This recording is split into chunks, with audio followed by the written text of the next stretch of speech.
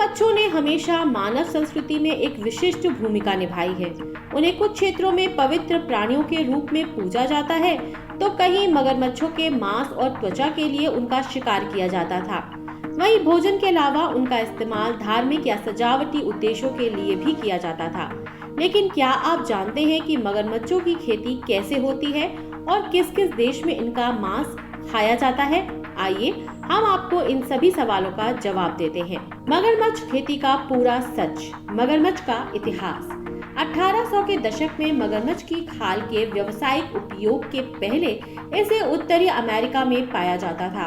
गृह युद्ध के ठीक बाद विशेष रूप से जूतों की मांग, बेल्ट, सैंडल बैग, केस और इसी तरह के कई वस्तुओं की मांग अधिक हुई।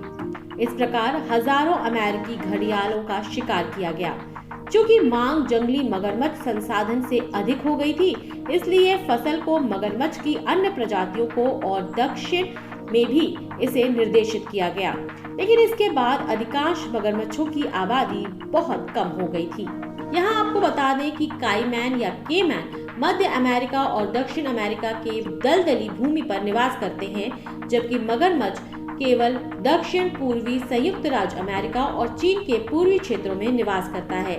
इसके अलावा दोनों में एक मुख्य अंतर ये है कि काईमैन में एक बहुत बड़ा ऊपरी जबड़ा है, जबकि मगरमच्छ के पास एक छोटा जबड़ा है। हालांकि 1950, 1960 और 1970 के दशक के दौरान इस व्यापक विश्वव्यापी शोषण के परिणाम स्वरूप अधिकांश प्रजातियों की आबादी बहुत कम हो गई है और कुछ मामलों में उनकी सीमा में कुछ हिस्सों को हटा दिया गया है। द्वितीय विश्व युद्ध के बाद और बाद के आर्थिक पुनरुत्थान के दौरान मगरमच्छ की खाल फिर से मांग में थी। अफ्रीका में नील मगरमच्छ का बड़ी संख्या में शिकार किया गया था। दक्षिण और दक्षिण पूर्व एशिया के साथ साथ ऑस्ट्रेलिया और प्रशांत द्वीपों में यूरोपीय बाजारों को संतुष्ट करने के लिए खारे पानी के मगरमच्छों और अन्य मगरमच्छ प्रजातियों की जंगली आबादी का शिकार तेजी से हुआ। दक्षिण अमेरिका में केमैन व्यावसायिक शिकार 1950 के दशक के अंत से शुरू हुआ, जिसकी शुरुआत ब्लैक केमैन से हुई, जिसकी त्वचा को केमैन से सबसे मूल्यवान माना जाता है। जब जंगली काले केमैन की आबादी कम हो गई और शिकार लाभदायक नहीं हुआ, तो अन्य केमैन प्रजातियों को लक्षित किया गया। कुछ प्रजातियों की खाल पर बड़ी हड्डी जमा होने के कारण वो वाणिज्यिक रूप से मूल्यवान नहीं थे और इसलिए स्थानीय लोगों द्वारा निर्वाह के उपयोग को छोड़कर उनका शिकार नहीं किया गया था।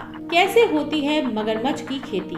1960 और 1970 के दशक में घटती जंगली आबादी के साथ मगरमच्छ की खेती की अवधारणा में गति पकड़नी शुरू की। ये वो समय था जब कई देशों ने मगरमच्छ की रक्षा के लिए कानून बनाया और जंगली प्रजातियों में व्यापार को विनियमित करने के लिए CITES को अधिनियमित किया गया।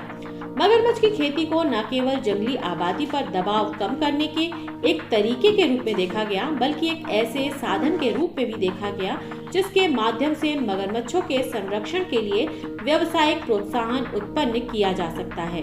मगरमच्छ फार्म शब्द का उपयोग किसी भी सुविधा का वर्णन करने के लिए किया जाता है जो वाणिज्यिक उद्देश्यों के लिए मगरमच्छों को पैदा करता है और उन्हें बढ़ाता है।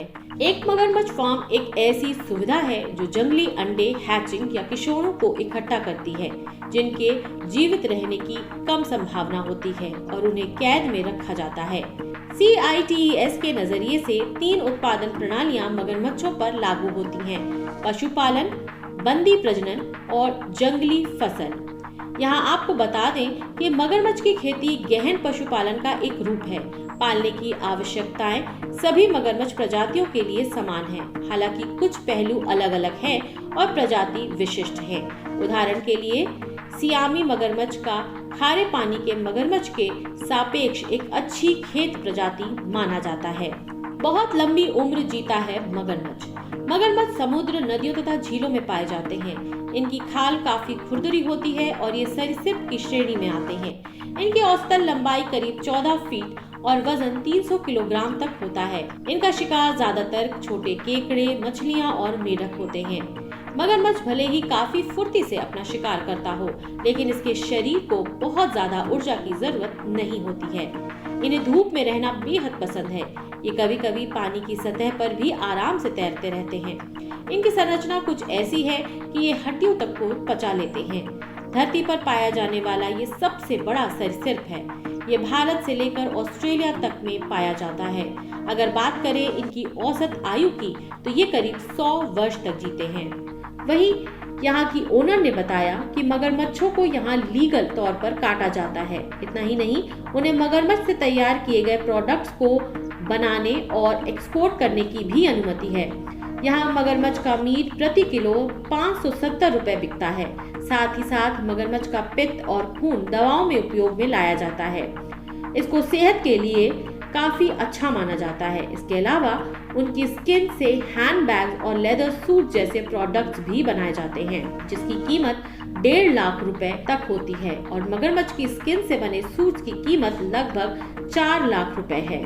चीन। पिछले कुछ सालों में चीन के वुहान के मीट मार्केट से तो सभी लोग परिचित हो ही चुके हैं। यहाँ हर तरह के जानवरों का मांस खरीदा और बेचा जाता है, जिसमें मगरमच्छ का मांस भी काफी प्रचलित है।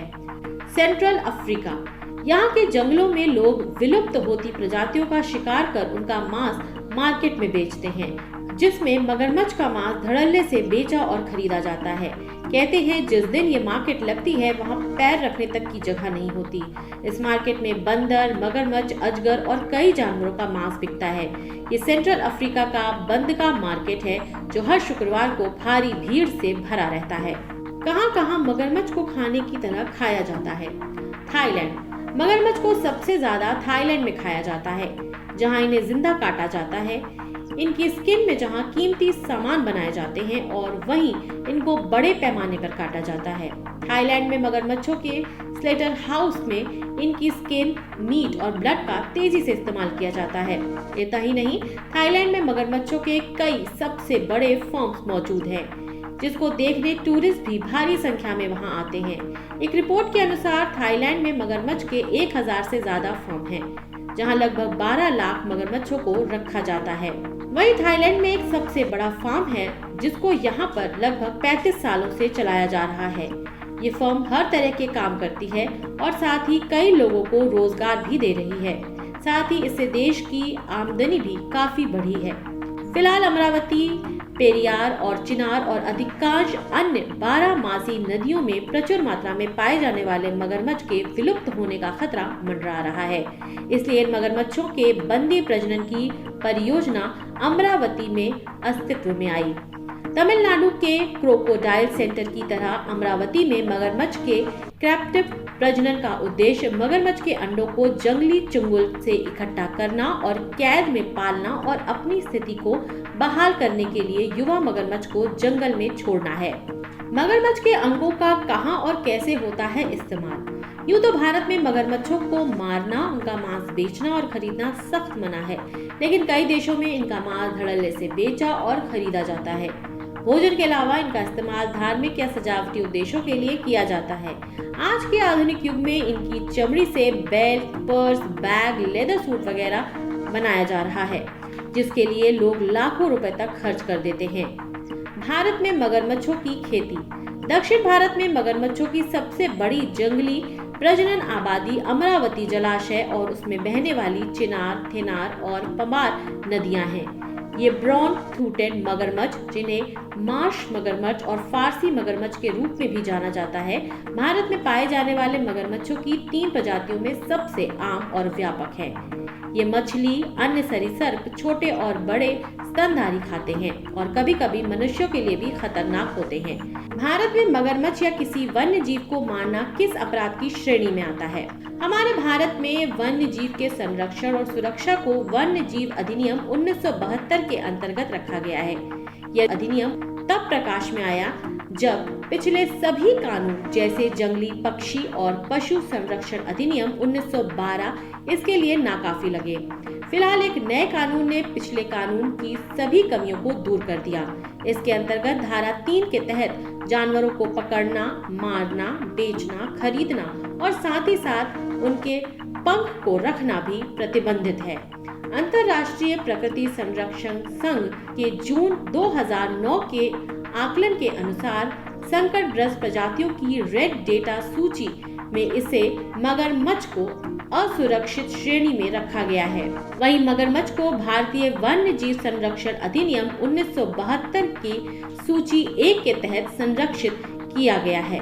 वन जीव संरक्षण अधिनियम 1972 के तहत वन जीव को किसी भी तरह की हानि पहुंचाना अपराध की श्रेणी में आता है, जिसके लिए सजा का प्रावधान भी है।